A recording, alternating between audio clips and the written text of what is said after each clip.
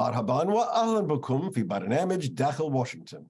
أنا مضيفكم روبرت ساتلوف. قال الناخبون كلمتهم وتم إحصاء المقترعين في معظم الأماكن، وعاد الآن تركيز السياسة على الكونغرس. هناك شهران قبل أن يستلم الشيوخ والنواب الجدد مقاعدهم في الهيئة التشريعية الوطنية، إلا أننا سنشعر بأثر نتائج الانتخابات على الفور. نتيجة التصويت ستؤثر حتما حتى لو بقي الديمقراطيون مسيطرين على مجلسي الشيوخ والنواب معا، وستؤثر النتيجة أيضا إن أصبح لدينا حكومة منقسمة وسيطر الجمهوريون على واحد من المجلسين. كل ذلك سيؤثر تجاه أي عمل تريد الإدارة إتمامه قبل حصول هذا التغيير.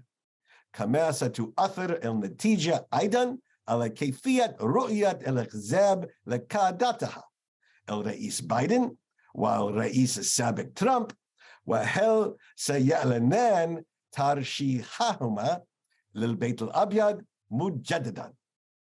لتفسير ما تعنيه نتائج الانتخابات وتأثيرها على السياسة الوطنية، يسرني أن أستضيف الصحفيين السياسيين الاستثنائيين ستيف كليمنز وأليكس جانجيتانو.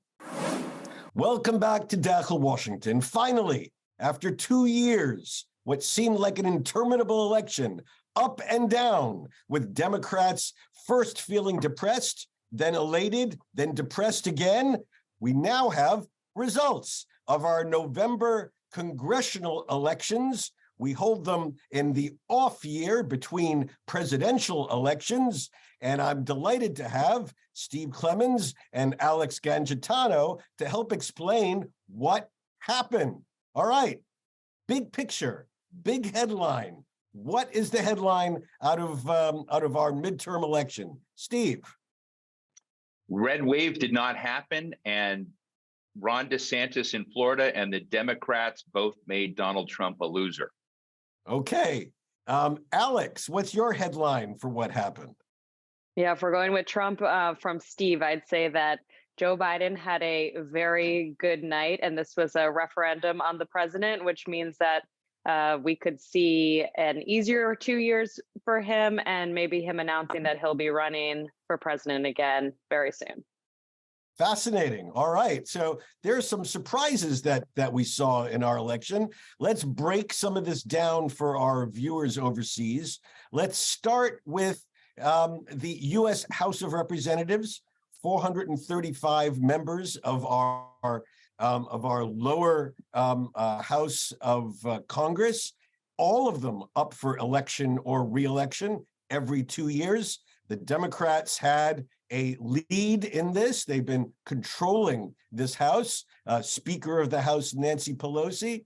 It only took it would only take a shift of 5 seats to give Republicans control. Alex, what do we know that happened in this election? The next Speaker of the House, Kevin McCarthy, went into election night very, very confident that this was going to be, the so-called red wave, and he'd be taking over with a lot more Republicans. That means that they can stop a lot of things that the president wants to get done and really take over control of the House here. But now we're looking at just a matter of several seats. So even though Republicans will be taking over, we will have a narrow majority, which means things are a little more difficult for Kevin McCarthy. He's going to have to please a lot of different sectors of the Republican Party, and it will be a tough 2 years for him to get everybody aligned with such a narrow majority. And so I think it was a disappointing night for him. He was expected to make much bigger gains this election. Steve, normally the party in power loses, let's say 25 or so seats. The Democrats do not seem to have lost anything nearly like 25 or so seats. How do you explain this? What surprises do you see just looking at the U.S. House? I think Alex Congitano at the beginning framed it right. This will be when all the final races are decided, this will be the most successful performance of a Democratic president in a midterm election. And that is a remarkable thing, given the mood of just days ago that this was going to punish Joe Biden, and it was going to lay the groundwork for the rise of the MAGA movement, the Make America Great movement and Donald Trump in America. That did not happen. And so what happened in the House is, and I just want to say this, is that owning a majority by just a thin sliver is a nightmare every night. And that is what Kevin McCarthy, there's also the prospect that Kevin McCarthy may not survive this leadership struggle because the performance was so poor. And as we remember in the Senate, when the Democrats had just 50 senators, Senator Joe Manchin became a very powerful senator. In the House, if you have a bare majority, guess who becomes very powerful? Marjorie Taylor Greene. And so the people that are most strident, most difficult to work with, most demanding, get an enhancement of their power in the House. And I think that is there. But given all things considered, I think the Democrats did far, far better than they anticipated. I had an exchange recently with the White House Chief of Staff, Ron Klain, and he thinks the wind is now at Biden's back. So again, just to remind our viewers, Marjorie Taylor Greene, if you're sitting in the Middle East, you may not know who she is. Pretty much on the far right of the far right of the right wing of the Republican Party. That's right. Can we cite any prominent names just in the House who did not survive? There was one, for example, a member of the January 6th Commission on TV day after day for most of the last year. She did not survive. Who was this, Alex? Gloria last night lost her re-election, and she was somebody who was being closely watched because, of course, this January 6th committee has been so contentious. There's so much negativity from Republicans. The Republicans who are on the committee, like a Liz Cheney, like an Adam Kinzinger, weren't even seeking re-election because of how contentious this all were, and they weren't, in the Trump wing of the party. Meanwhile, or they had lost their primaries. Meanwhile, somebody like Gloria, who's a Democrat, also lost last night. And so, but there are some interesting Democrats who were facing people who were Trump supporters, people who had not agreed with the outcome of the 2020 election or even supported the insurrection at the Capitol, people like in Virginia who Abigail Spanberger beat or who Jennifer Wexton beat in Virginia. And so those type of Trump Republicans, when we saw them lose, that was another huge win for President Biden. But before we shift to the Senate, I know it was only, if it turns out to be this way, a very narrow Republican victory. But even so, this probably spells the end of the career of our current Speaker of the House, Nancy Pelosi. Is that right, Steve? Well, I think it probably does, but you never say Nancy is out. I suspect that she sees her job as having been done of trying to forestall a massive wave. Look, I was at a Republican party before the polls began to close and come out, and Republicans felt across the network that they were going to get 240 House seats. That was the rumor. That was what they thought they were going to achieve. So Nancy Pelosi will, in part, besides President Biden, take some credit, probably deserves some credit for staying steady through this. Okay, and let's turn now to the United States Senate. We're going to begin this and continue this after the break. Big headline in the United States Senate, Alex. What would you say? Well, a huge win last night was John Fetterman. He's a Democrat from Pennsylvania. He was able to flip a seat. There was previously a seat held by Republican Pat Toomey. He was running against Dr. Oz, who's a TV personality here, a Republican, Trump-backed candidate. And John Fetterman, the president, had a lot of stake in him. He traveled to Pennsylvania to support him multiple times over the last month or so, and he actually was able to win in the early hours of the day after the election. So that was a big win for Democrats. We don't know really the fate of the United States Senate, and there's a chance we may not know this for weeks. Why is that, Steve? Well, because some of the races are so close, and also the tabulation rules that developed in response to a lot of doubt that Americans had about the election system, about the last election, the debate about stolen elections, et cetera, has slowed down the process of vote counting in a number of key races. And these are very, very close races. So they will be resolved. There will be a definitive certification of those votes. We know where the tilts are right now. And the tilts right now are that it is unlikely that the Republicans will take the Senate. And it is likely at this moment of our discussion that Democrats will hold on to the Senate. But there's some room for doubt in that. But the reason is really all of the built up doubt about elections that was part of the Trump machine's plan to cast doubt in the machinery of American democracy is why this is slower. But I have to say, one of the remarkable things, both in House races and Senate races, those election deniers that lost thus far, every one of them that is definitively lost has admitted their loss. And that is a fascinating and important part of looking at American democracy today, that what we feared about people walking away and saying they did not lose thus far, that has not happened. Well, that is actually a piece of good news that we're seeing. That is a very good news from this election. Yep. But one of the items I was trying to get at is even when all the votes of our election are tabulated, we may have still one other big election that will determine the fate of the Senate. Georgia. 2 years ago, we had a double runoff in the state of Georgia.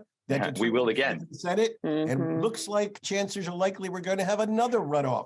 What is going on in Georgia? Raphael Warnock's a Democratic senator, and he is not popular with more than half of the people right now. And the other challenger, Herschel Walker, who is a very famous football star, but has had a complicated personal history and has aligned himself with a social conservative, evangelical conservative movement, but happens to have supported a lot of abortions that he was involved with. That dimension has created a very tense relationship, and they are neck and neck, and a small little sliver of votes taken by a libertarian candidate has kept either one from getting over the 50% marker. And that means they have to have a runoff. So in Georgia, the state law requires 50% to win. And so we're going to have another election in December, it looks like. That's right. And so all of America will get focused on this election.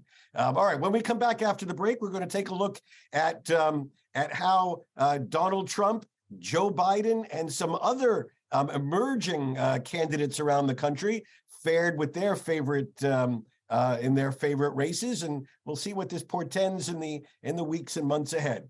In just a moment.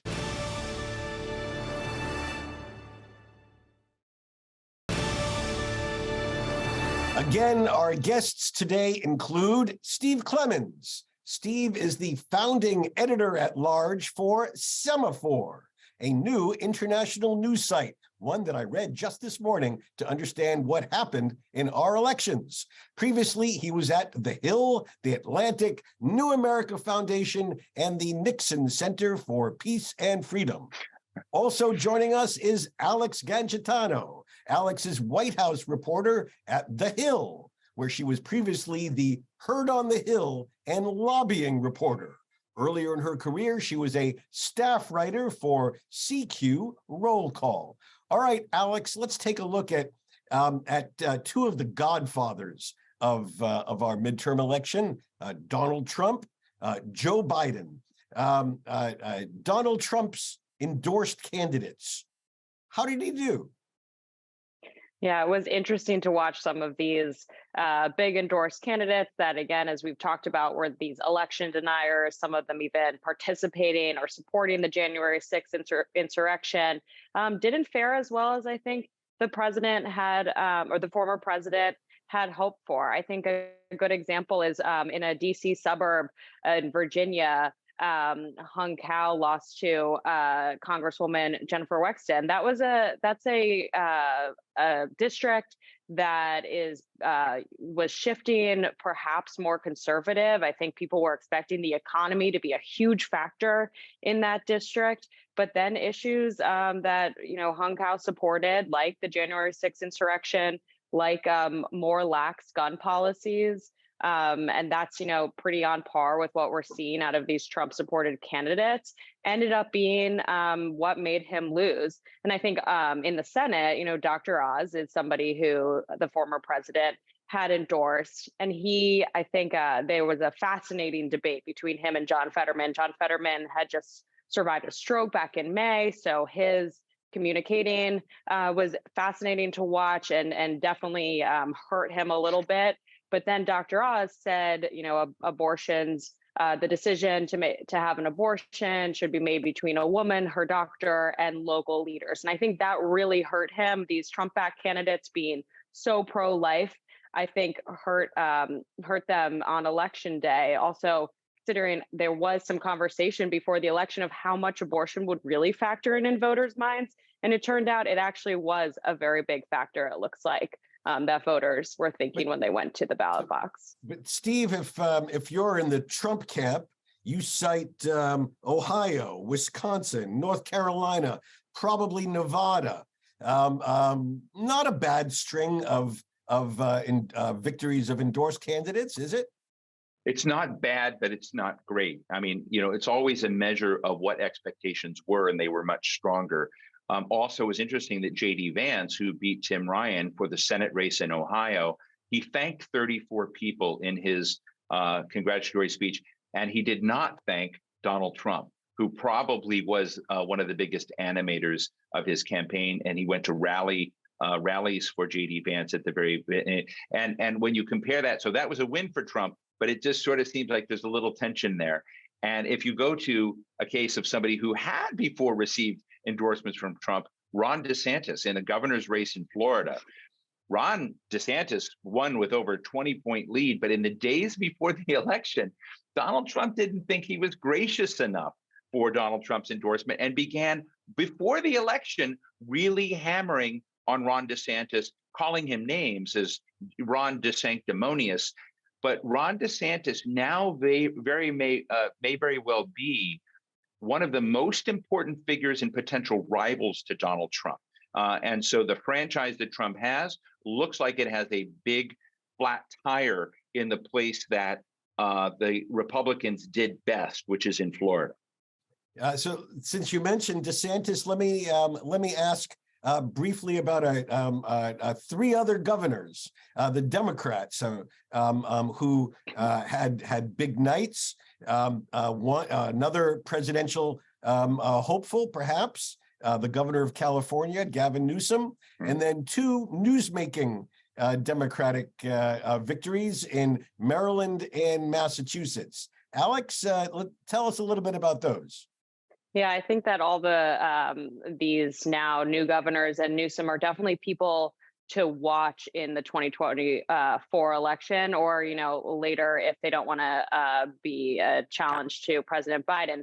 Wes Moore is a fascinating case to look at. When I've talked to Democratic strategists about why the president is so excited about Wes Moore, why Democrats are so excited about Wes Moore, there's a lot of people saying because he kind of reminds people of a young President Obama, and that's very high praise elected for in Maryland. Democrats. Just a reminder, he's the new governor-elect of Maryland. Right. Fascinating. Thank you both so much, Alex Gangitano, Steve Clemens, for helping decipher for our viewers abroad what just happened in America with our midterm elections. Thank you for joining me on Dakhel Washington. For centuries, the traditional declaration when a monarch passed away and an heir assumed his role was to declare, "The king is dead, long live the king." In an order defined by divine coronation, there could be no interregnum, no break from ruler to ruler. When one reign is over, the next one begins almost automatically. This pattern is becoming the way of American politics. When one election is over, the next one begins, almost automatically. It isn't this way in other countries, where election campaigns are mercifully brief, sometimes no longer than 6 weeks, as is often the case in Britain. And it didn't used to be the way here in the United States. I remember when major presidential candidates didn't announce their run for office until spring, sometimes even early summer of the election year. The first election of which I have a hazy memory was 1968, when Lyndon Johnson announced on March 31st of that same year his intention not to seek the Democratic nomination for re-election. That triggered a mad rush for the nomination among potential Democratic candidates, including Vice President Hubert Humphrey and Maverick Senator Robert F. Kennedy, who was sadly assassinated 9 weeks later in a Los Angeles ballroom. The idea that the incumbent kept everyone guessing until just 7 months before the election, well, it's quaint. Jump ahead to today. We just concluded the 2022 legislative election, and the 2024 presidential election is about to begin. Even before the final ballots of the current election are counted, chances are high that Donald Trump will announce his run to regain the White House. If that's the case, it will set a record for the earliest major candidate to declare his candidacy.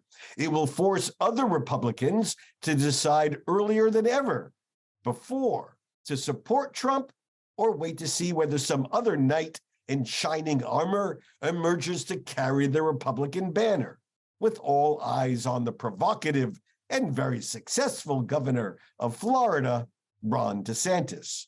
And it will put enormous pressure on the nearly octogenarian Joe Biden to declare whether he too will seek another term in the White House, setting up a possible Ali versus Frazier rematch of the 2020 election fight. None of this, in my view, is good news. There is time enough for these heavyweights to duke it out later in 2023 and 2024. And should they decide not to run for the Oval Office again, there's also time enough for new faces in both parties to stake a claim to be the nominee.